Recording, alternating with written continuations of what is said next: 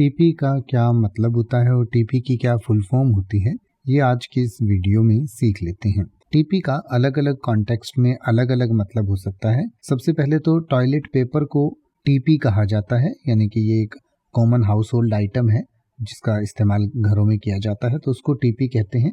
इसके अलावा कोई टर्निंग पॉइंट होता है, यानी कि कोई भी एक सिग्निफिकेंट चेंज या मोमेंट होता है किसी की लाइफ में या किसी के करियर में या कहीं पर भी, तो उसको टर्निंग पॉइंट कहते हैं, यानी कि जहाँ से मुख्य एक मोड़ आता है या कोई विशेष मोड़ का बिंदु होता है।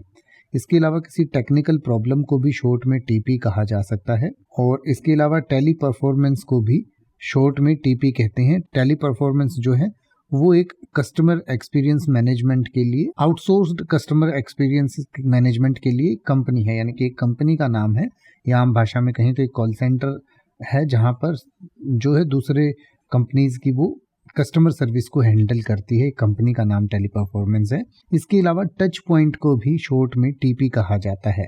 टच पॉइंट जो है वो किसी भी इंटरेक्शन को शुरू करने के लिए जो कॉन्टेक्ट जहां जहां किया जा सकता है उसको टच पॉइंट्स कहते हैं, यानी कि जहां जहां कोई कंपनी अपने कस्टमर्स को टच कर सकती है, यानी कि उन तक संपर्क कर सकती है, तो उसको भी शॉर्ट में टीपी या टच पॉइंट कहा जाता है।